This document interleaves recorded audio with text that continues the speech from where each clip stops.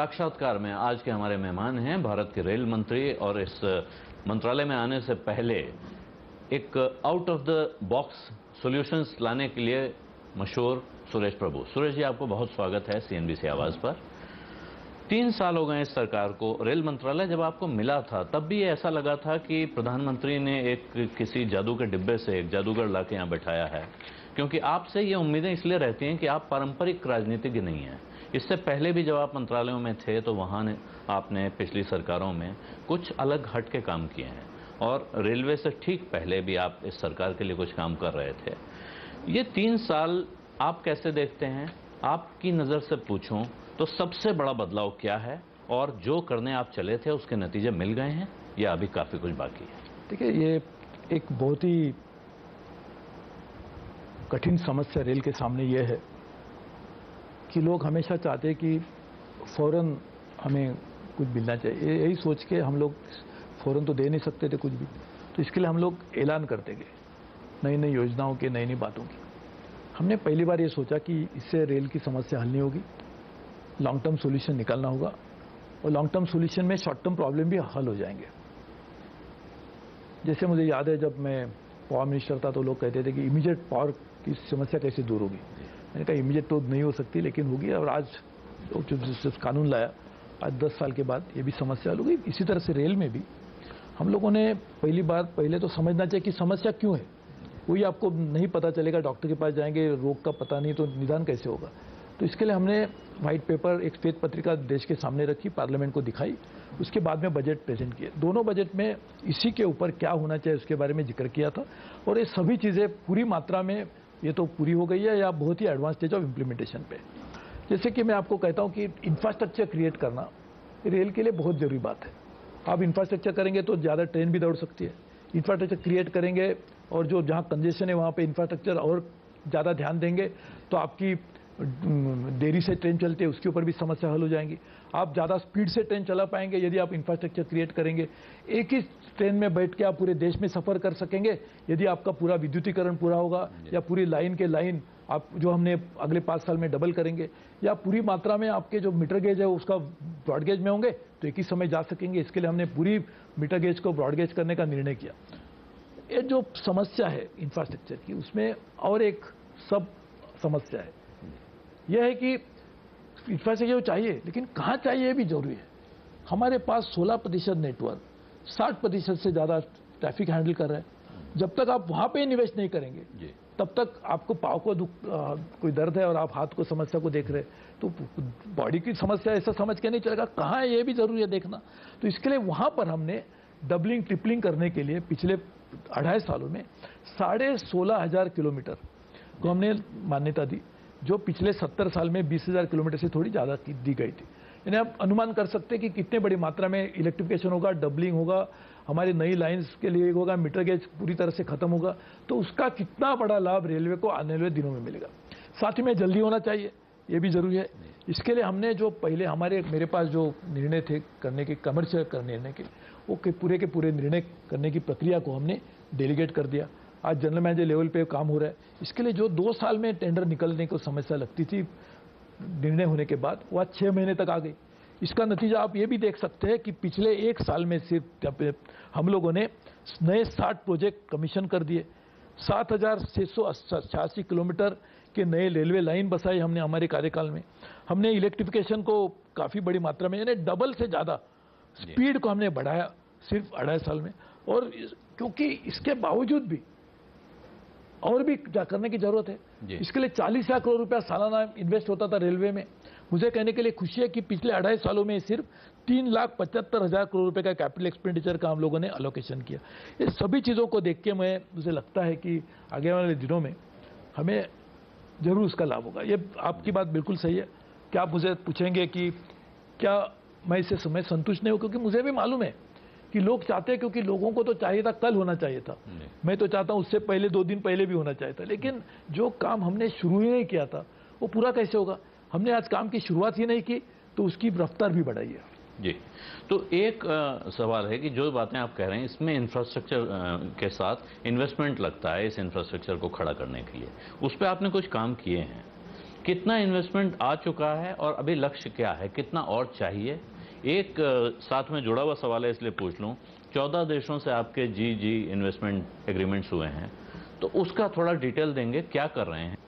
Railway को निवेश की कितनी ज़रूरत है, इसके ऊपर हम लोगों ने पार्लियामेंट के सामने भी रखा था कि कितनी ज़रूरत है। इसके लिए 8 लाख, 8.5 लाख हज़ार करोड़ की जो ज़रूरत होगी, उसका पूरा का पूरा प्लान हमने पार्लियामेंट के सामने रखा था।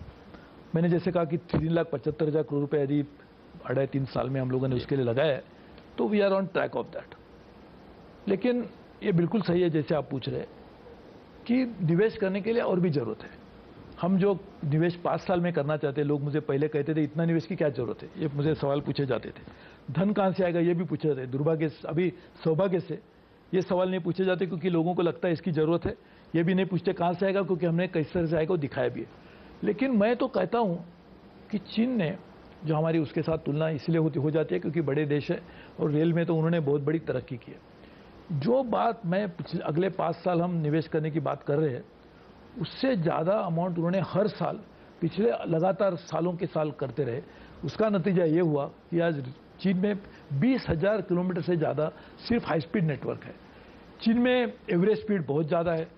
चीन की कंफर्ट ट्रैवल की बहुत अच्छी है, क्योंकि निवेश उन्होंने किया। तो ये निवेश के लिए और भी धन की ज़रूरत होगी, और ये करने के लिए हमने अलग अलग देशों के साथ भी समझौता किया है। जापान के साथ भी किया है, कोरिया के साथ भी किया है।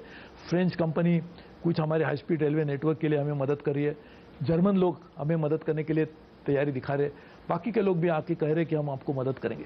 तो मुझे लगता है ये भी एक निवेश का स्रोत होगा। लेकिन हमने वो भी कहा है लोगों को, सबको, कि ये पूरी तरह से पारदर्शिता से व्यवहार होगा। हम चाहते हैं कि किसी भी निर्णय प्रक्रिया में पारदर्शिता बिल्कुल जरूरी है, और इसलिए कोई भी कमर्शियल डिसीजन आज मेरे पास 1 रुपए का भी नहीं आता है, एक भी नहीं। वो पूरा का पूरा कमर्शियल डिसीजन की प्रक्रिया हमने, रेलवे बोर्ड प्रोफेशनल बॉडी है, उनको निर्णय करने दीजिए, जनरल मैनेजर को करने दीजिए। रेल मंत्री का काम है निर्णय प्रक्रिया को अच्छा बनाने का, उसके ऊपर निगरानी रखने का, और साथ ही में ये भी हमारा काम बनता है कि किस तरह से पॉलिसी फ्रेमिंग अच्छी बने, उसके ऊपर हम पूरी मात्रा में ध्यान दे रहे हैं। तो रेल डेवलपमेंट अथॉरिटी कैबिनेट से पास हो चुकी है, तो उसके मेंबर्स का अपॉइंटमेंट वगैरह का प्रोसेस कहाँ चल रहा है? क्योंकि जो बात आप कह रहे हैं उससे जुड़ा हुआ है। बिल्कुल सही है, बहुत सारा काम उधर आप नहीं, बिल्कुल सही है। ये इसके लिए department of personal and training, उसके पास फौरन बजट पास होने के बाद, अपने कैबिनेट में पास होने के बाद हमने उनके पास ये प्रस्ताव भेजा है। नई पोस्ट क्रिएट करने का सवाल है, वो जल्दी हो जाएगा, इसके लिए हम फॉलो भी करें। लेकिन मुझे एक उम्मीद है कि बहुत ही जल्द ये प्रक्रिया पूरी होकर हम इस अथॉरिटी को कार्यान्वित भी कर देंगे। जी, एक और जुड़ा सवाल फिर रेवेन्यू से जुड़ा है, लेकिन वो उसमें शेयर बाजार की बहुत दिलचस्पी है। आपकी 3 PSUs हैं जिनकी लिस्टिंग होनी है, जिनमें IRCTC पे तो मुझे लगता है आम निवेशक की भी नज़र है कि कब ये लिस्ट हो और कब हम इसमें पैसा लगाएं। उस मोर्चे पे क्या प्रोग्रेस है, क्या टाइमलाइन दे सकते हैं कुछ? देखिए, ये तीनों के लिए एक फाइनेंस मिनिस्ट्री वैसे उसको देख रही है। हम लोग पूरी तरह से उनको सहयोग दे रहे हैं। ये प्रक्रिया जल्द से जल्द पूरी होने के लिए जो ज़रूरत है वो भी हम करेंगे। IRFC काफ़ी अच्छी तरह से कैपिटल मार्केट उनको भी जानते हैं, क्योंकि वहाँ से फंड रेज भी करते आए हैं। IRCTC एक बहुत बड़ा बिजनेस मॉडल बन सकता है, क्योंकि एक बहुत बड़ा ई-कॉमर्स पोर्टल है वो, और हम ये चाहते हैं कि ई-कॉमर्स पोर्टल भी बने, साथ ही में रेलवे के सिर्फ टिकट के साथ उनकी इसी से साथ संबंध न रहे, तो उसका कारोबार भी बढ़े। इसको ध्यान में रखते हुए मैंने बजट में कहा था कि जो सेल्फ हेल्प ग्रुप्स है, जो आर्टिजन्स है, उनके लिए भी एक ई-कॉमर्स का एक प्लेटफॉर्म IRCTC बना सकती है। उसका लाभ ये होगा कि जितने हिट ज़्यादा बढ़ेगी IRCTC के पोर्टल के ऊपर, उसकी वैल्यूएशन बढ़ेगी। जितनी वैल्यूएशन बढ़ेगी, सरकार को उसका ज़्यादा लाभ होगा। तो ये हम कोशिश करें कि किस तरह से IRCTC की विजिबिलिटी बढ़े, IRCTC के कस्टमर बेस बढ़े, उसके ऊपर भी हम ध्यान दे रहे हैं। तो इन 3 में से कौन पहले IPO लेके आ जाएगा, इस बारे में कुछ आइडिया? थोड़ा मार्केट कंडीशन के ऊपर डिपेंड करता है, और उसमें जो एडवाइजर होंगे वो भी उसमें तय करेंगे मार्केट कंडीशन क्या रहेगी। लेकिन हमने तीनों के ऊपर काम करने की प्रक्रिया शुरू कर दी है। अभी GST को लेकर एक सवाल उठ रहा है कि रेलवे ने GST को लेकर एक चिट्ठी लिखी है, वो क्या विवाद है, समझा पाएंगे? ये बिल्कुल जरूरी बात सोचने की आवश्यकता है उसके ऊपर, क्योंकि GST पूरे देश में कारोबार करने की पद्धति को ही आमूलाग्र बदल लाएगी।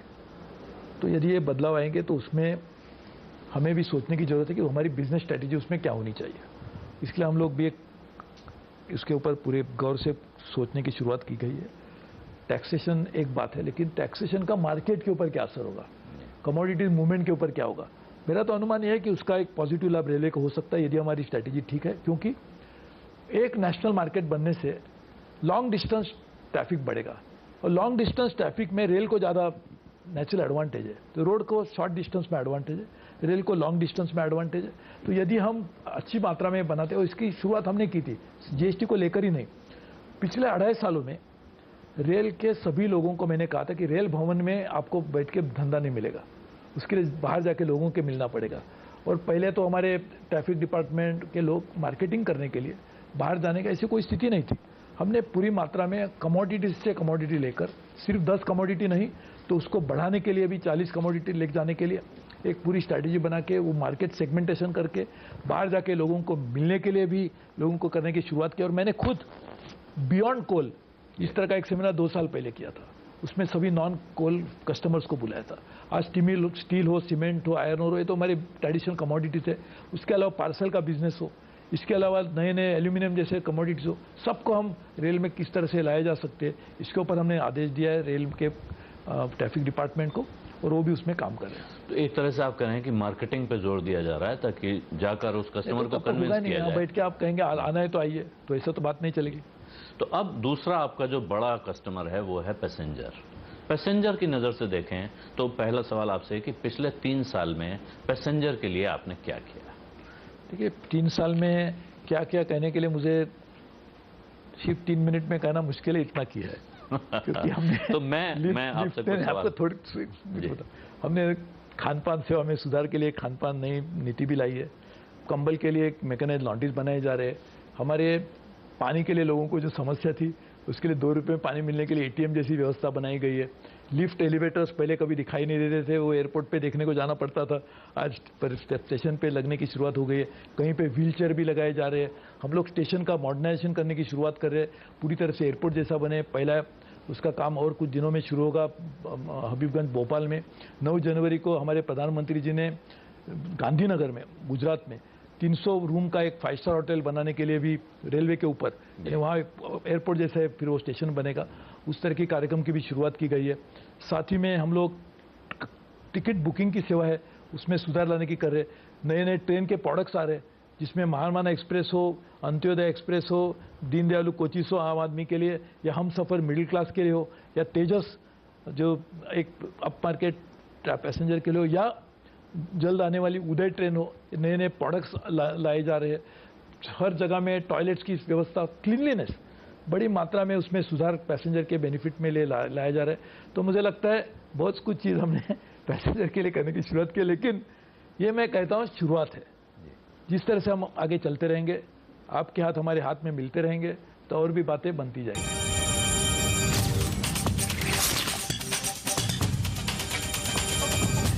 इन्हीं 3 सालों में प्रभु जी कैंसिलेशन चार्ज डबल हो गया है। 5 साल से ऊपर के बच्चों का टिकट पूरा टिकट हो गया है।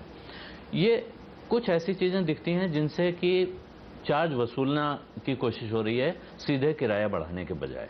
तो आप क्या सीधे किराया बढ़ाने पर विचार नहीं कर रहे हैं? लोगों को ये पहले सोच के चलना चाहिए कि रेलवे आम आदमी के लिए है, तो रेलवे जितनी अच्छी बनेगी उसका सबसे ज़्यादा लाभ आम आदमी को ही होगा। तो इसके लिए भी कुछ ना कुछ आमदनी के स्रोत भी रेल के पास होने चाहिए ताकि रेल भी काम करे। इसके लिए हमने बढ़ाने के लिए दूसरे भी काम किया है। नॉन फेयर रेवेन्यू बढ़ाने के लिए भी हमने 80% इस साल में बढ़ोतरी की। अगले कुछ साल में 40,000 करोड़ तक उसको ले चलेंगे। ये कभी नहीं हुआ था रेल में, जो हम कर रहे हैं। एनर्जी बिल को कम कर रहे हैं, 41,000 करोड़ रुपए कम करेंगे 10 साल में, 4,000 पहले हो चुका है। यानी सभी चीज़ों के ऊपर हम ध्यान दे रहे हैं ताकि लोगों को कम से कम उसका बर्डन पड़े। लेकिन उसके साथ साथ रेल चलने के लिए 2 मेन जो स्रोत है रेल के, नॉन फेयर रेवेन्यू धीरे धीरे बढ़ते जाएगा ही जरूर जाएगा, लेकिन पैसेंजर और फ्रेट, तो फ्रेट हम बढ़ा तो नहीं सकते क्योंकि फ्रेट बढ़ाएंगे तो जो भी है वो भी चला जाएगा जैसे हो रहा था। उसकी वजह से रेल की आज समस्या है। सालों से हमने ये करते रहे, आज ये समस्या आ गई।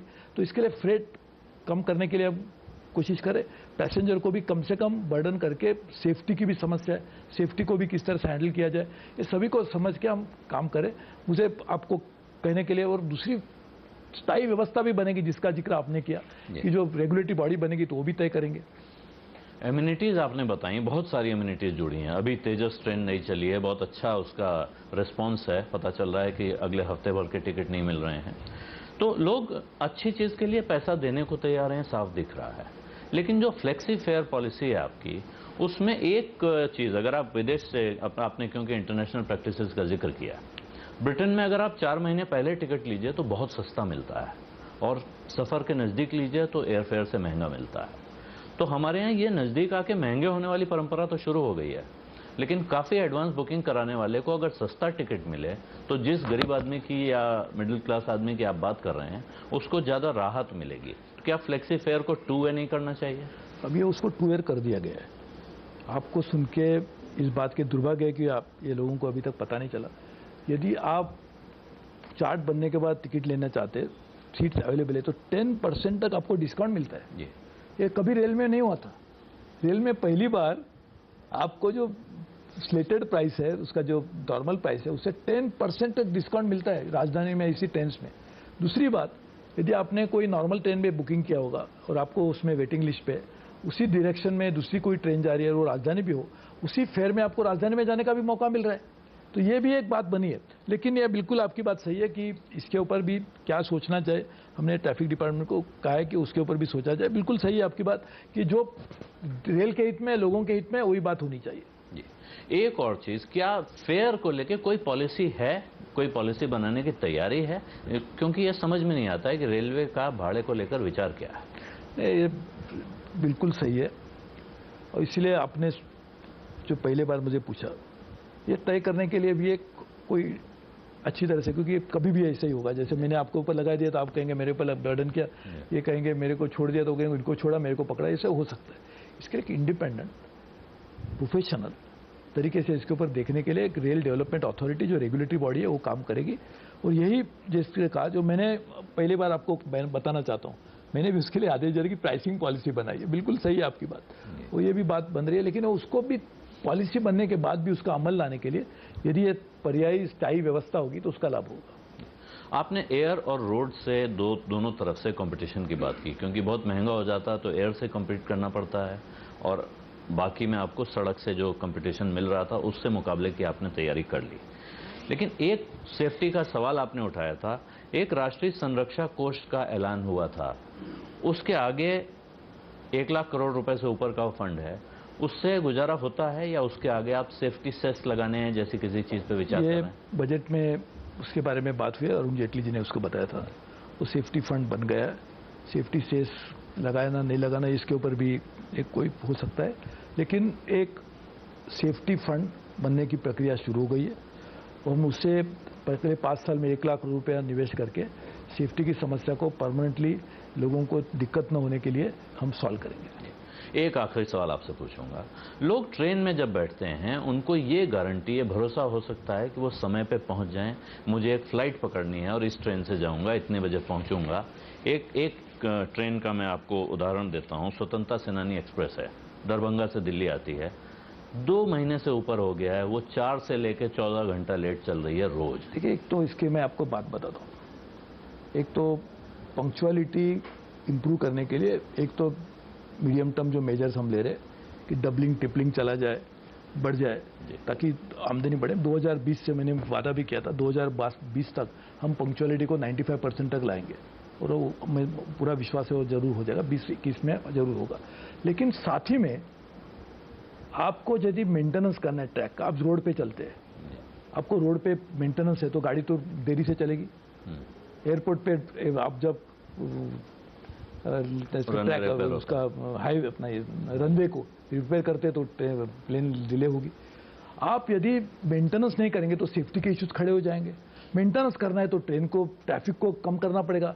और ये जो ट्रेन की आपने बात की, ऐसी ट्रेन का सेक्टर डीसी वही सबसे कंजेस्टेड सेक्टर्स है और जहां पे सबसे ज्यादा सेफ्टी की जरूरत है। तो ये दोनों, सेफ्टी और पंक्चुअलिटी, एक दूसरे के अंग है। तो इसके लिए आप ट्रेन पूरी तरह से चलाते रहेंगे, आप मेंटेनेंस कब करेंगे ट्रैक को मेंटेन नहीं करेंगे तो सेफ्टी के इश्यूज खड़े हो जाएंगे।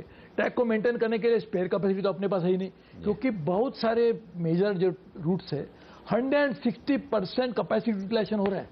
तो आप सोचिए कि जहां पे आपको मेंटेनेंस करने के लिए भी टाइम ही नहीं है। तो ये टाइम देना है तो ट्रेन धीरे धीरे होगी। तो ये दुर्भाग्य की एक समस्या है। तो मुझे लगता है 20 तक हम उसको पूरी तरह से ठीक करें। एक आखिरी सवाल और पूछूंगा, क्योंकि एक रेलवे भारत का सबसे बड़ा एम्प्लॉयर है, लेकिन उसके साथ जो इनडायरेक्ट एम्प्लॉयमेंट है उसका एक बड़ा एलिमेंट है कुली, जो हम सब की लाइफ में आता है। कुलियों को लेकर तरह तरह के नियम बने हुए हैं, लेकिन जो रेट्स उनके लिखे हुए हैं प्लेटफॉर्म पे, अगर आज भी आप जाके देखें तो वो रियलिस्टिक नहीं होते हैं, और इसीलिए वो चार्ज भी जितना लिखा है उससे ज़्यादा ही होता है। इसकी शिकायत भी मैं कर सकता हूं कि वो ज़्यादा चार्ज करते हैं, लेकिन मुझे ये लगता है कई बार आप मिडिल क्लास आदमी की नज़र से देखिए तो वो शायद रेट ही रैशनलाइज होने की ज़रूरत है। क्या उस पर कुछ विचार करेंगे? हमने उसके लिए भी पहले हमने ट्रैफिक डिपार्टमेंट को कहा है कि सबके पैसेंजर ऑर्गेनाइजेशन की बात कीजिए। वो कहते हैं कि ज़्यादा बढ़ गए तो उनका भी बात करिए, पुलिस से बात करिए और उसके ऊपर करिए, बिल्कुल ज़रूरी है, क्योंकि वो भी बेचारे इंसान है, बहुत मेहनत करते हैं। और उनको हम उसको कुली नहीं कहेंगे, मैंने बजट स्पीच में कहा था हम उनको सहायक कहेंगे। तो ये भी हम चाहते हैं कि उनको एक उनकी जो स्टेटस है उसमें भी थोड़े उभर आए, तो ये भी हम कोशिश करेंगे। तो आप उनका नाम बदल रहे हैं, ये अच्छी बात है। हमें उम्मीद है कि आप जल्दी ही सफ़र भी ऐसा बदल दें, हो सकता है वो जैसे आपने कहा ये ओवरनाइट नहीं होता है, रात भर में नहीं हो सकता है, लेकिन जो लंबी योजना बनाई है आपने इसका फल सामने दिखने लगेगा, हम सबका फायदा होगा। आपका बहुत बहुत धन्यवाद। रेल मंत्री सुरेश प्रभु से साक्षात्कार इतना ही। आप देखते रहिए CNBC आवाज़।